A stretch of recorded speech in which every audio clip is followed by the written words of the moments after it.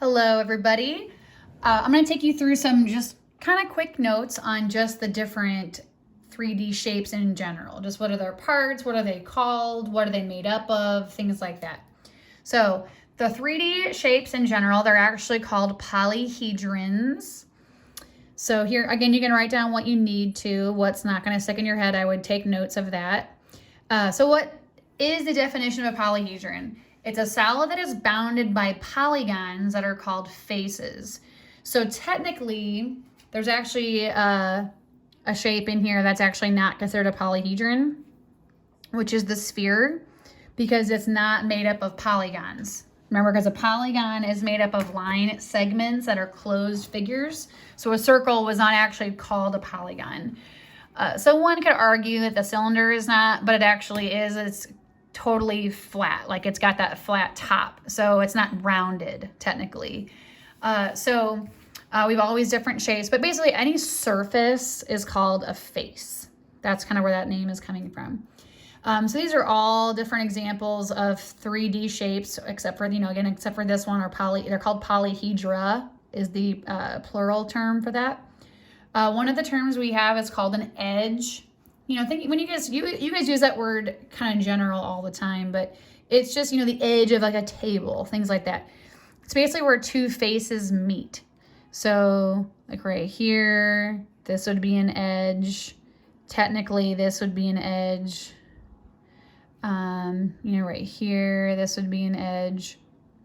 So you could kind of, in a figure, on a picture sense, almost, it's like a line segment essentially, but yeah, here's one, there's one, and so on.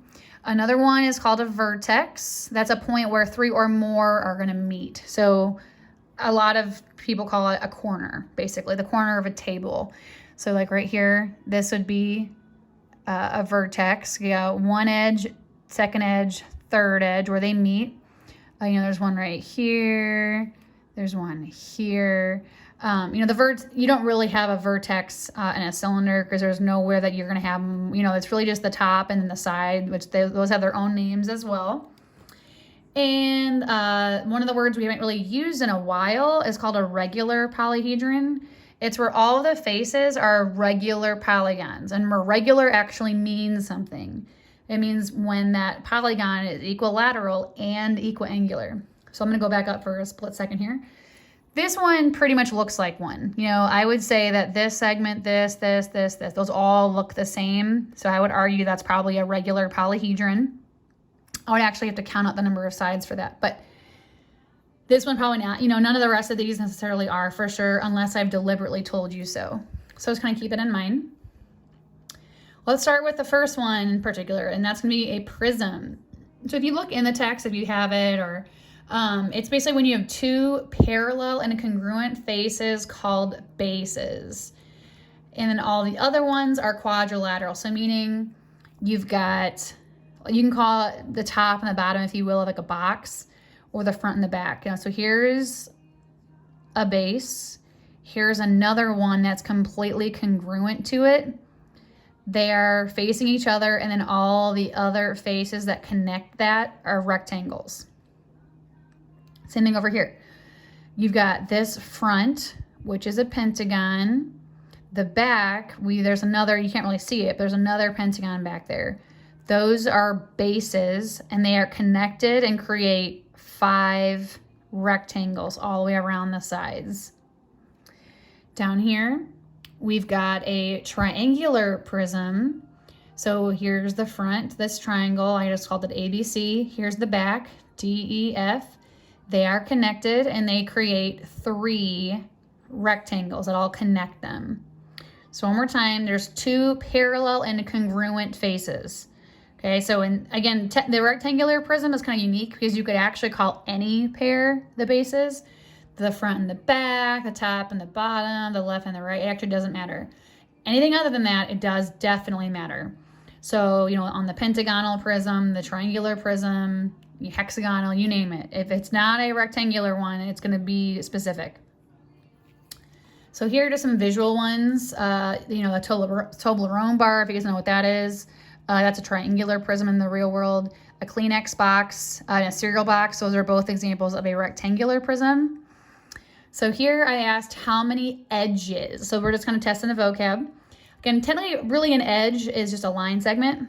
So you've got 1, 2, 3, 4, 5, 6, 7, 8, 9. So there's 9 edges in this triangular prism. As far as faces, I'll just talk out loud on this one. You have the front and the back. So that's 2. Okay, again, those are called bases. But I'm asking about faces. So there's 1, 2, and then you got this kind of right-hand side one, the left that you can't really see, and a bottom underneath. So there's actually 5 total faces. And 2 of them are triangles, 3 of them are rectangles. The next shape is the pyramid. It's a polyhedron with exactly 1 base, where all the other faces are triangles that intersect at 1 point. A lot of times you'll hear that called the apex sometimes, like in cheerleading or, you know, at the top of the pyramid. So here's that point here, here, here, and they're named for their bases. So like this one's a triangular pyramid. This is a rectangular pyramid. Now, if those edges are all the same length, it would actually be called a square pyramid. This one's called a pentagonal pyramid, okay? But all of these faces are triangles, and then the base is a different shape, depending on what it is. So how many edges? So again, you've got 1, 2, 3, 4, 5, 6 on just this one. This one, you've got 1, 2, 3, 4, 5, 6, 7, 8 on this guy. And basically it's going to be double. So the number of edges is essentially the number you have on the bottom, and then it's the same number on top. So like this one's going to have 1, 2, 3, 4, 5. It's going to also have 5 at the top. So there's 10. And then faces, it's the number that we kind of just said at the top here, but then plus the base. So like this one's got 3 plus 1, so 4. This one's got 4 plus 1 is 5.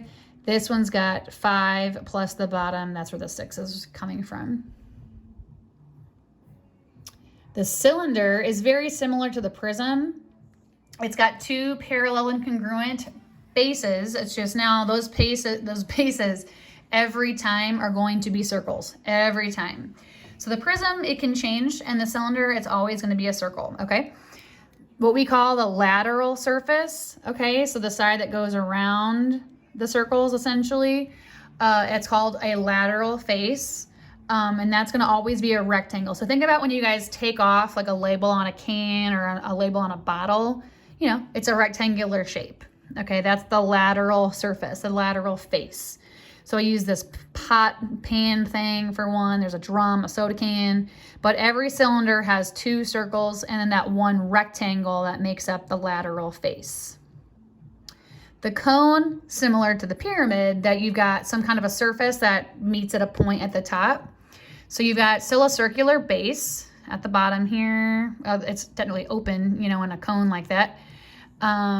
You've got this bottom here. I just use an ice cream cone just as an example, but like that's called the base. The lateral surface is actually what we call a rolled up sector. So think about if you were to unwrap a waffle cone or unwrap one of these birthday hats, but imagine there was no overlap, okay? It would look like that.